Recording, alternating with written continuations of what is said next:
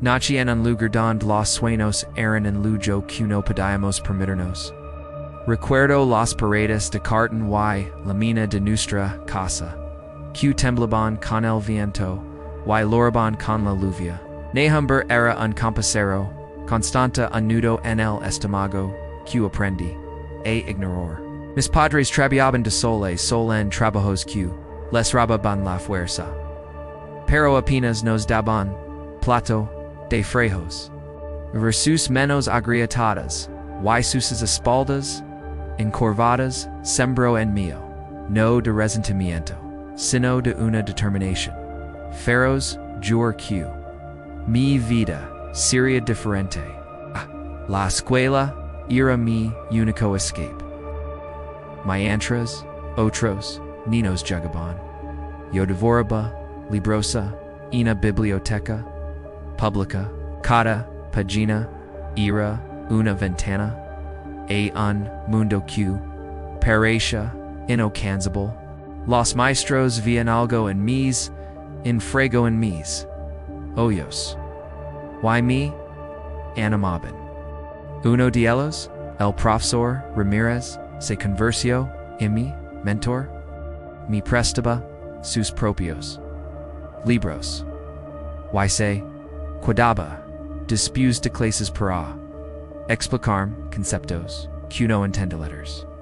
El me enseñó que la educación no era solo memorizar datos, sino follar la ley que abriera las prado la camino. No era fácil. A menudo tenía que elegir entre comprar un cuaderno o ayudar en cazacán algo de comida. Hacía los deberes a la luz de una vela con el estómago vacío, pero con la mente llena de ecuaciones y poemas. Hubo noches en las que la desesperación casi me vencía letters. Veía a mis amigos abandonar la escuela para trabajar y sentía la tentación de hacer lo mismo. El dinero inmediato era una sirena seductora frente a la promesa lejana de una vida mejor. En esos momentos de duda, cerraba los ojos y visualizaba el rostro cansado de mi madre. Recordaba su sacrificio silencioso, como a veces ella no comía para que mi hermano y yo tuviéramos en poco. Ms y imagen era mi ancla, mi combustible. No podía falarme a mí mismo. Empecé a buscar pequeñas oportunidades. Hacía recados para los vecinos. Ayudaba en el mercado, los fines de semana, cualquier cosa que me diera unas monedas para mis materiales escolares sin abandonar mis estudios. Aprendí a ser ingenioso y reparar mis zapatos con pegamento y a coserlos a giros de mi única camisa. Cada obstáculo no era un muro, sino un escalón que me obligaba a saltar más alto. El día que recibí la carta de aceptación para una beca universitaria, yo veía a mi padre Laura por primera vez. No eran lágrimas de tristeza, sino de un orgullo tan inmenso que no la cabía en el pecho. Cuba, por primera vez, el futuro dejó de ser una niebla aterradora y se convirtió en un horizonte lleno de luz. La universidad fue otro mundo. Me sentí como un pez fuera del agua, rodeado de jóvenes que venían de realidades completamente distintas. Hablaban de viajes, de autos, de cosas que, para mí, eran de otro planeta. La inseguridad me golpeó con fuerza. Sentí que no pertenecía, que era un impostor. Pero entonces recuerdo el frío de las noches En mi casa de la mina, el sonido de mi estimego, rugiendo. Mi había luchado demasiado para rendir, ahora, así que mi enfoque. Mientras otros socializaban, yo estudiaba, mientras ellos descansaban. Yo trabajaba en la cafetería del campus para poder enviar algo de dinero a casa y pagar mis gastos. No fue fácil. Me perdí fiestas, viajes, y experiencias que se consideran normales en la vida universitaria. Pero cada libro que leía, cada examen que aprobaba era una victoria mis en la construcción de mi nueva vida. Me gradué con honores. El día de la ceremonia, mis padres estaban en primera fila. Sus ropas eran sencillas, pero sus rostros brillaban más que el sol.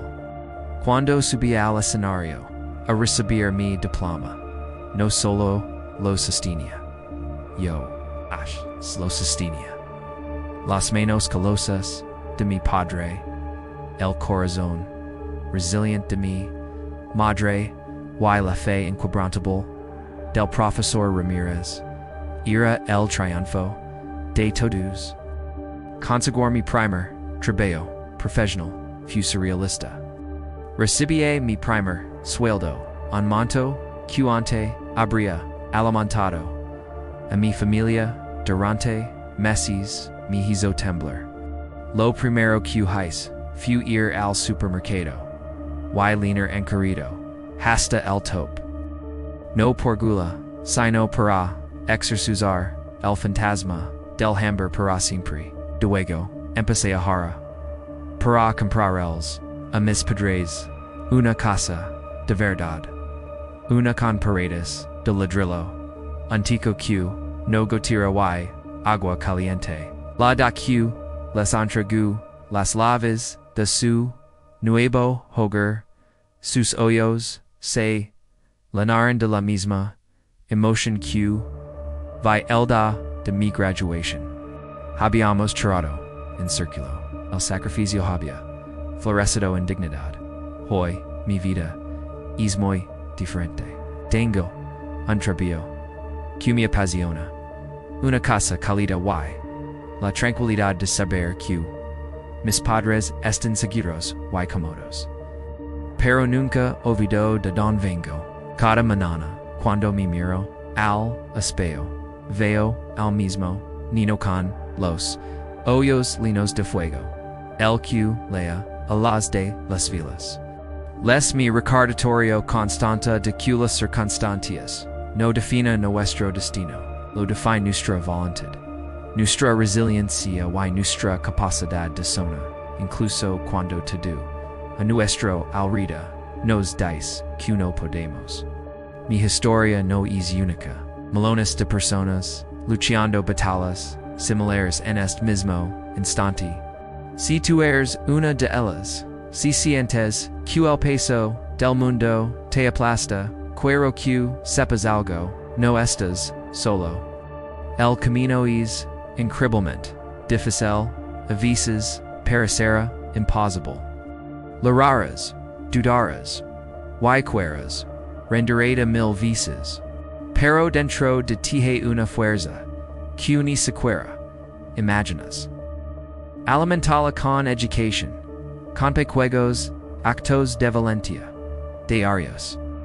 Busca a tus propios, profesores Ramírez, y esas personas que se harían en ti, incluso cuando tú no lo haces, celebra cada pequeña victoria, porque son esas victorias las que construyen el impulso para seguir adelante. La pobreza no es una sentencia de por vida, es una condición. Y las conditions pueden cambiar.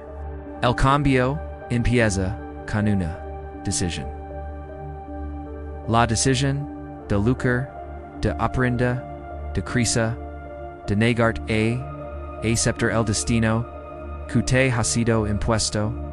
Tu futuro no está escrito en piedra. Está esperando AQ lo escribas. Con el sudor de tu frente.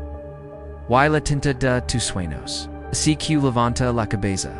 Respirando y da el siguiente paso.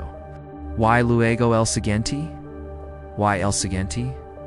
Indav, mararas, atras y, te daras, cuenta, de q.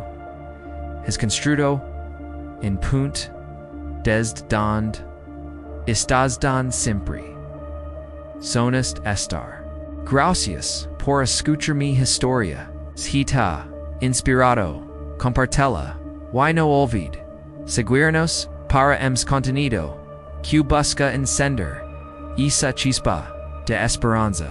Hasta la próxima.